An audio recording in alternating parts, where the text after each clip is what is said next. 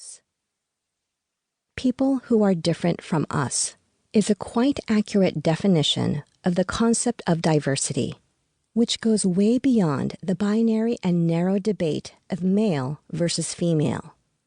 We are so much more than just men and women, black or white, disabled or able-bodied. We are complex human beings living together in complex social systems. Thus, a debate about how we want to live and work together without understanding the concept of intersectionality is impossible.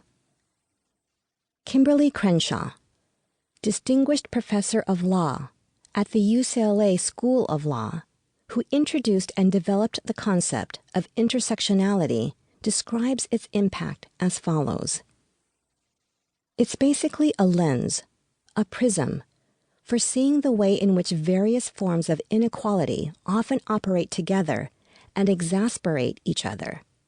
We tend to talk about race inequality as separate from inequality based on gender, class, sexuality, or immigrant status. What's often missing is how some people are subject to all of these, and the experience is not just the sum of its parts. Before we can embark on a journey towards inclusion, we need to acknowledge the systemic experiences of different social groups as well as the interdependency of their social features. We need to understand how intersectional setups define whether a human being has access to our systems or not. And the key to understanding that difference in access is empathy. Diversity is a fact. Inclusion is the path. Belonging is the goal. For many people, this is already a paradigm shift. They still believe in some kind of diversity endgame. That explains why so many organizations are currently jumping on the bandwagon by bragging about their diversity initiatives.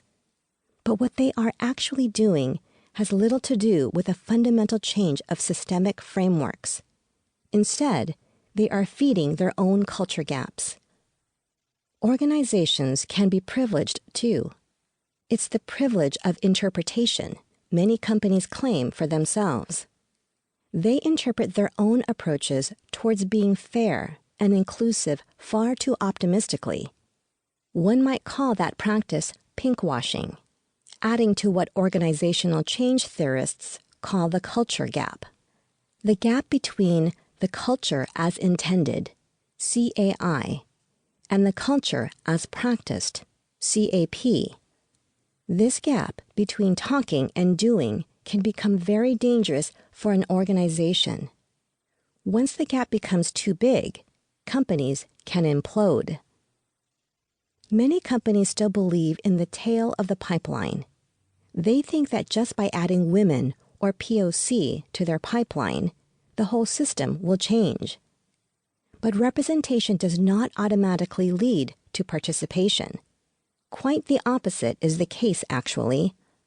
If all we do is add people from the diversity drawing board, we are throwing these people under the bus.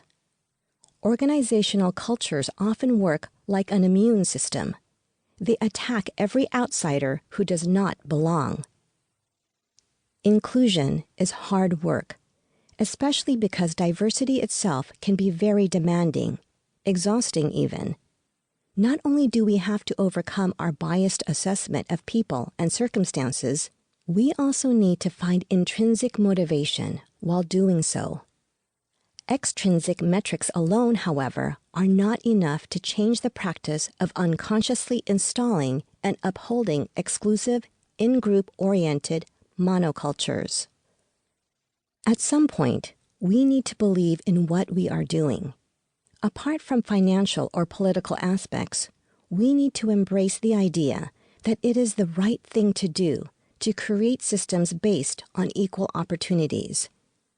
Our KPIs should not be awards or manifestos or quantitative metrics from the pipeline only, but a feeling of belonging for those who have not yet had equal access. Our approach to understanding these facts and putting the necessary steps in motion must